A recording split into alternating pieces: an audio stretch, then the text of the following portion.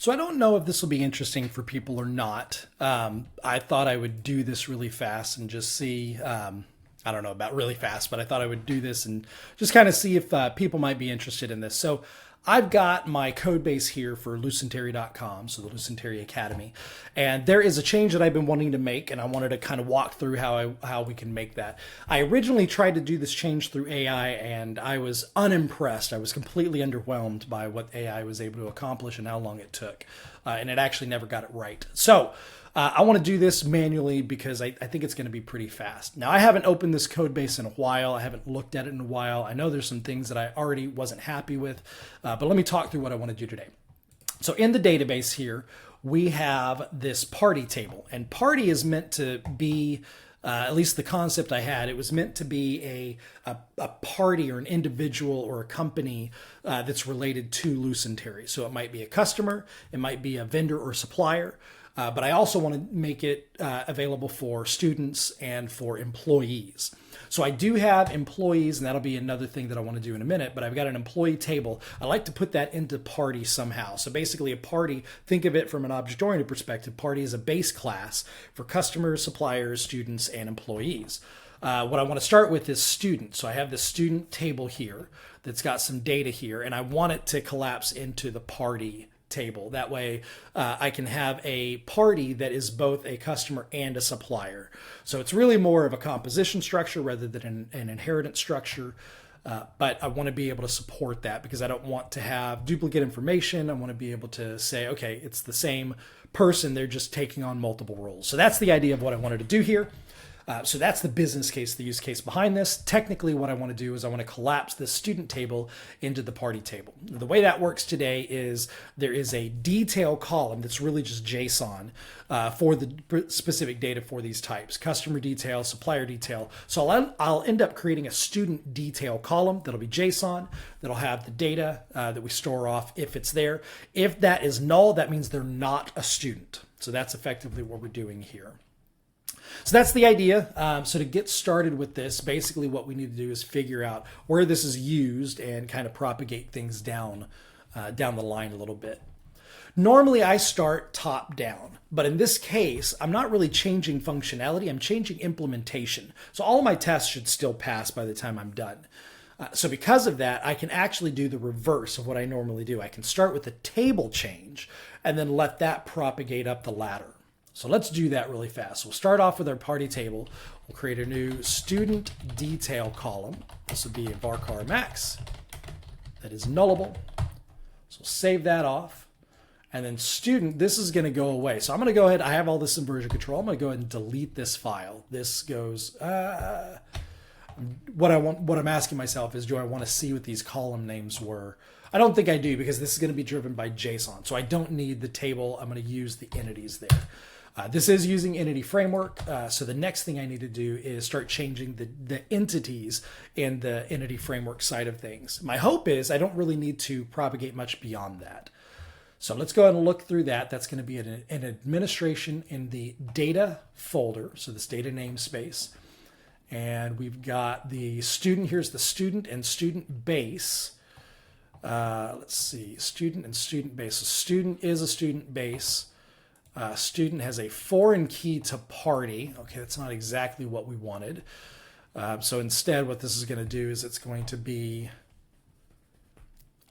Okay, so we may have some migration data as well. We may have some existing students that are already parties that have some student data in it as well. So we're going to need to do a migration script.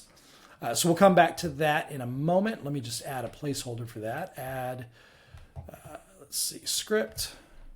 This would be student migration.sql.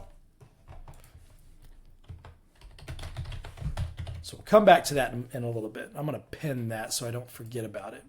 Oh, not that one. That one. All right, so otherwise, this class is going to go away, and then student base is really just the data beyond it. What I was doing is I was using that for history versions versus not, but we're not going to need that. So basically, these two classes are going to get collapsed down, and it's going to look a lot like what the customer and the supplier look like. So let's take a look at those. Let me zoom in a little bit just so it's easier for people to see what's going on. Move my big face Let's go to about 150%. There we go. That should be easier for people to read. All right, so from here, party base, we'll notice that we've got a customer detail record. There is no supplier detail record. I haven't created that yet because I don't have any details for them, but we're going to need to do something similar for the public detail, customer detail record. We're going to do a public sealed class, and this will be a student detail record. So we're basically going to follow the same approach that we were doing before. So constructors, we'll have a public default constructor. And then we'll have an internal one that is going to take the parameters. So I'll have to figure out if this is how I want to do it or not. I'm going to leave this constructor off for now. This is a specific implementation for creating one of these from basically the interface coming in. So I don't know if I want to do that or not, but I definitely need some properties. Let's go ahead and create those properties. We'll just copy these from student base. Contact info JSON. So we do have some JSON in here. We'll need to figure out if that's what we want to leave or not. But I'll just pull everything over exactly as it is for the moment. We're not worried about revision. We're not worried about party ID. We're not worried about creation time. That's done somewhere else. We're not worried about created by. So really it's just contact info, Lucentary email, mailing address, and name. That looks pretty good.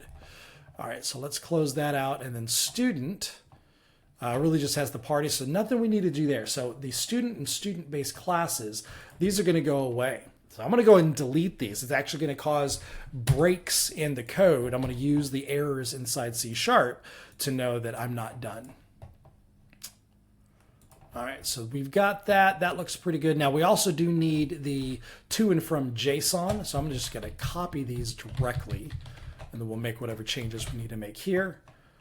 So from JSON, this will be student detail.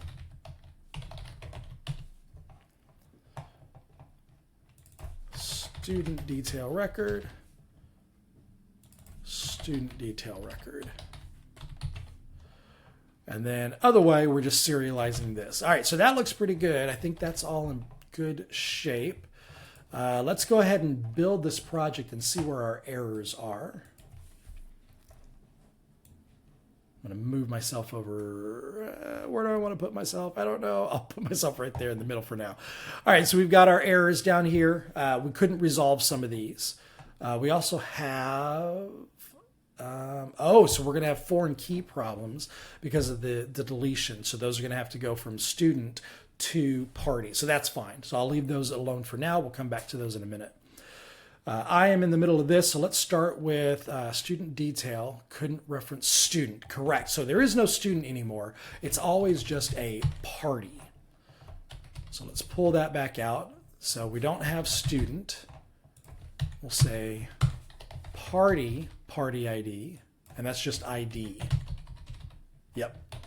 And then party name. We'll convert that. Yep, so I've got some updates to go there. Okay, so that looks pretty good. That gets rid of that error. Let's look at the next one. Again, student couldn't be resolved in both of these. So these are our queries. So the first one is going to be query student and party by ID. So this is going to return a party and student. Let's look and see where this is used.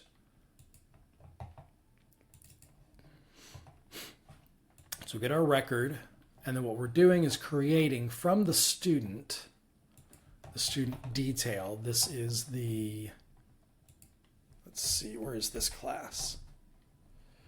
So this just takes, this doesn't need much, an ID and a full name, that's it.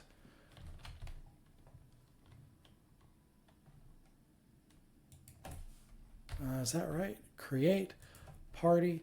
Yeah, it's only needing the party. Right, we just changed that one. Okay, so this really doesn't even need the student. So we want to say query student. So, okay, so let's think through this a little bit. We're really querying the student. It's going to give us back a party. We're not using any of the student information yet. So let's just get rid of that. Let's rename this to query student by ID. This is going to just return a party. not a student as a part of it. So we're going to say, give me parties. So actually, we're going to need to get rid of students as well. Let's delete that. All right, so parties, where, let's rename that to party, ID equals student ID, and we'll say where student detail is not equal to null.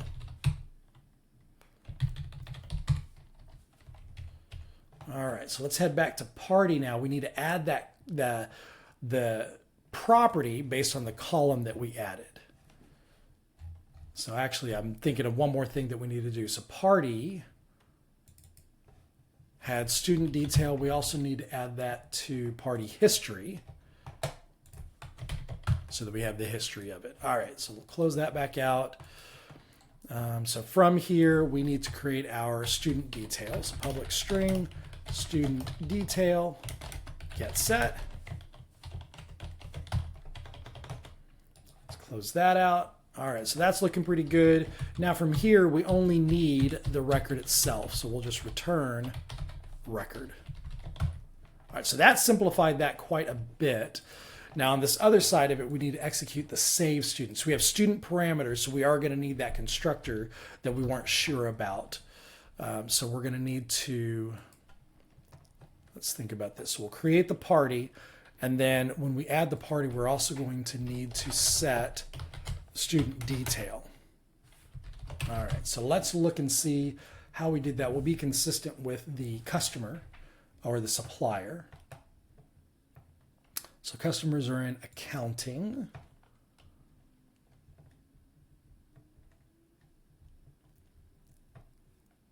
So there's our customer for parameters. Let's see, save party request.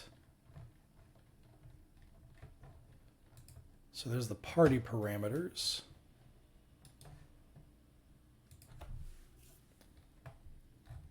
All right, save customers is not where I thought it was. Let's see, invoices, save invoice, parties.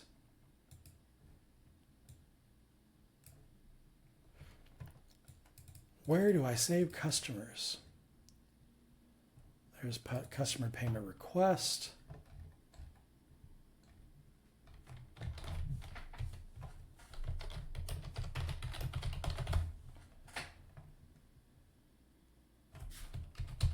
All right, let's try save supplier.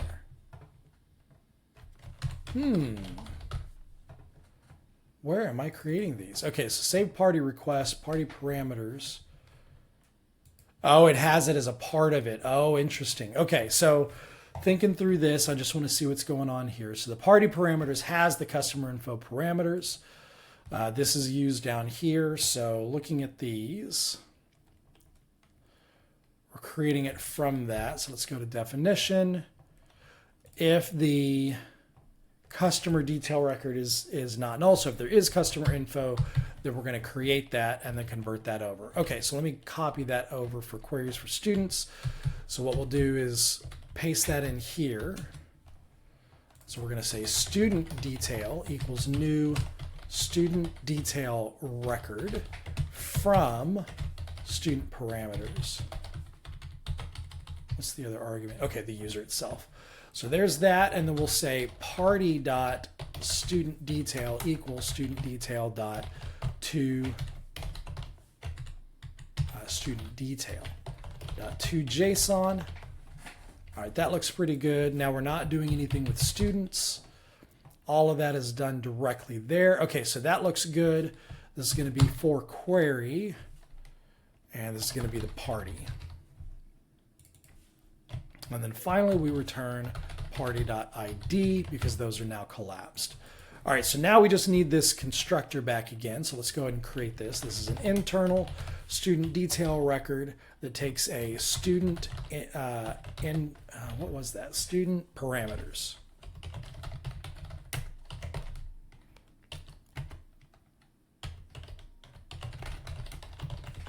All right, right, so looking at what we did before, we're just simply just setting those values. So we'll say this dot, there we go. So we'll do them, I'll just do them alphabetically so I don't miss anything. So student parameters, contact email address. Let me see what we were doing before.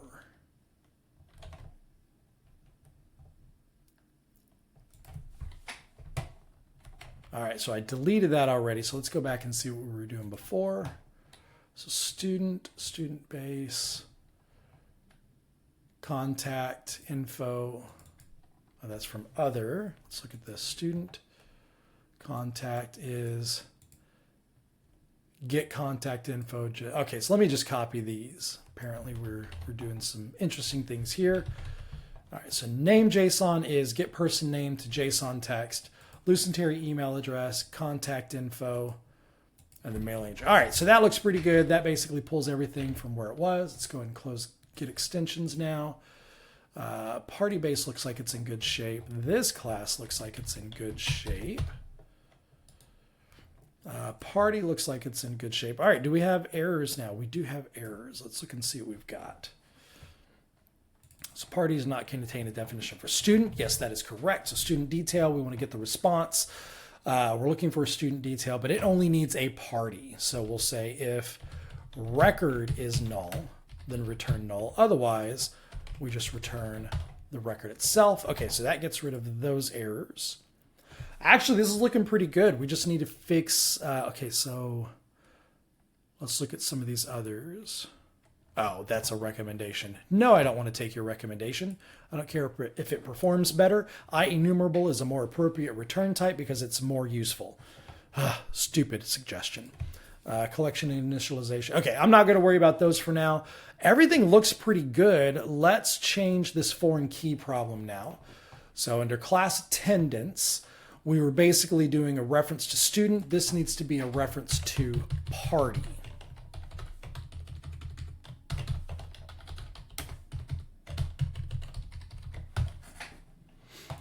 All right, so that takes care of that one. And then, oh, it takes care of both of those errors. So I think all that's really left is this migration. So let's think through the migration real fast. What we're going to want to do is take any existing students and we're going to generate the JSON for it. The question is, do I have any students? So I think at this point, I don't know that I have any students in my database because we haven't added. We're just working on that functionality. I'm going to assume I don't need a migration script for this one. So I'm going to avoid this for now. If I find that the deployment fails, I'll come back and create the migration script at that point. But I think I can get away with not having to do that. I don't think I've actually added students to the database. So let's go ahead and kill that, which is good because I misspelled it anyways. So this all looks pretty good. Let's do a build.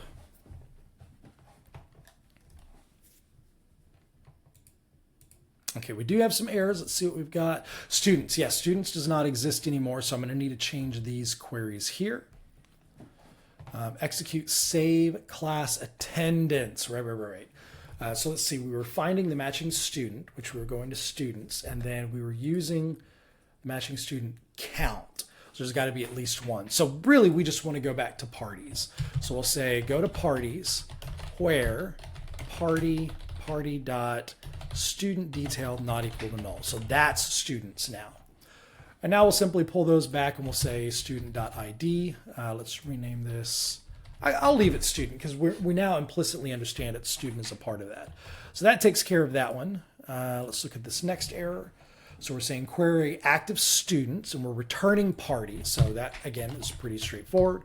So we'll say parties where party student detail not equal null. That makes sense. And that is the student. And then we're just returning student, so I don't need to do a projection. All right, so that looks pretty good. Yes, we don't need to worry about this entity builder anymore, so get rid of that. All right, let's build again. All right, build succeeded. All right, so let's go ahead. I want to do some of these cleanups now. This one I'm going to ignore. So let me go here. And I'm going to suppress this one. Maybe I'm not going to suppress it. Suppress for all.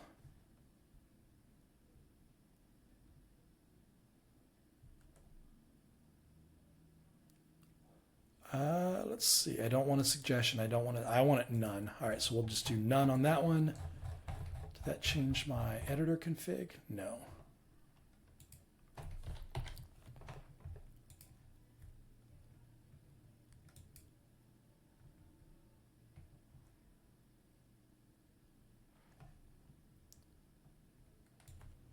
All right, I'll just copy this out.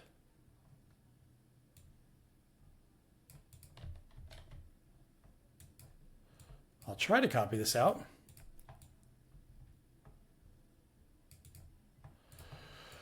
Oh, it's not cooperating.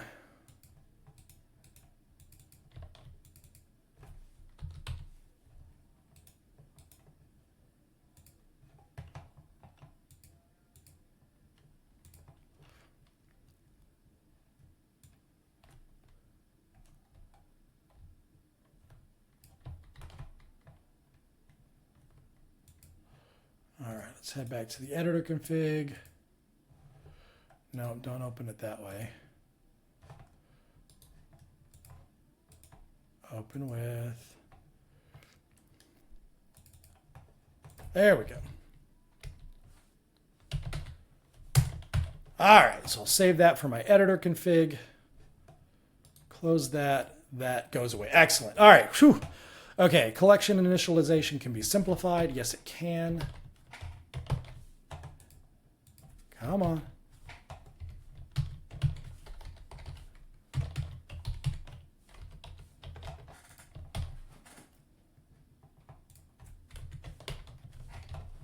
Boy, it's not helping me anymore.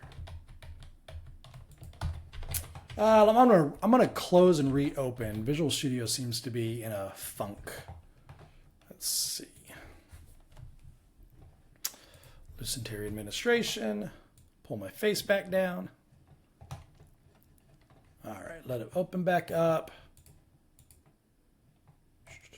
Let's do a Control-Shift-B. We'll rebuild real fast.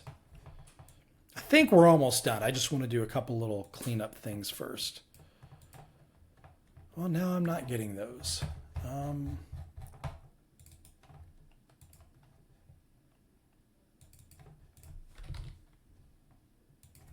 Oh, that did it for everything. That's not what I wanted. That's why. All right, so that, yes, there's that. There's that. I don't need the space.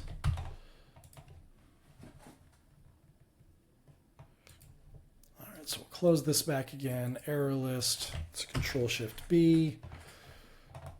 So finicky. All right, I'm not seeing what I wanted. Okay, so we cleaned up a couple of them. It's not showing me the rest of them. That's fine. I think we're in good shape. Let's go ahead and run our tests again. Let's make sure that we're still passing. And if we're not, we'll fix what we broke. Take just a few seconds. We've got 172 tests. And they all pass. So I think we're in good shape. We're ready to actually migrate this out and test.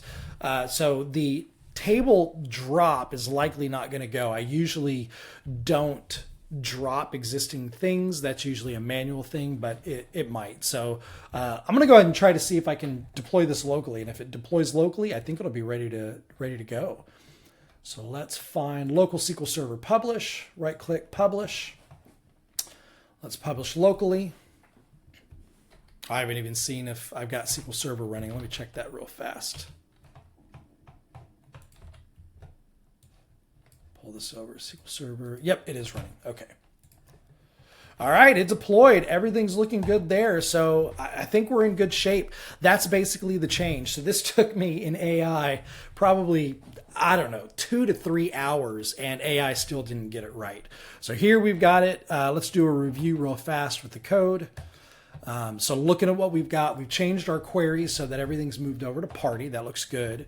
Changed our query here, changed the query here. So this is all based on moving everything to the student detail column. We've got the student detail class itself. So this is just changing those so it doesn't use the student class anymore. That goes away. We deleted student base. The DB context, we got rid of the student's, entity, as well as the entity builder. Party base, we added our student detail record as well as the property. Database itself, class attendance, we've got a foreign key change. Party history, we added student detail, party and party history. And then student, we removed the student. There is one more thing I think that we need to do, which is in party and party history. This is something that I should add a test for, which is when we copy that out, we need to make sure we also copy the history. So let me go to the party and party history classes. So here's party history, party base. Where's my clone constructor? There it is. So taking the other, so we need to add this here. So this dot student detail equals other dot student detail. So that way we've got that copied over when we go from one to the other. So that is worth adding a test on. I will do that at some point. But that basically concludes that. So not too bad. Under half an hour, we were able to make a pretty substantial refactor where we collapsed student table into the party table, added it as a JSON column so we can save those records out. Everything's good to go. Hopefully you enjoyed it. I enjoy coding. I love doing this stuff. So hopefully I think the point of this was basically take a look and see, look, if you know what you're doing, you can be way faster than AI. And this was definitely way faster than the AI was able to do it. In 2 or 3 hours, not being able to come back with the right answer. I had to babysit it the whole time. I'd rather just have my hands in the code. So anyways, I hope you enjoyed.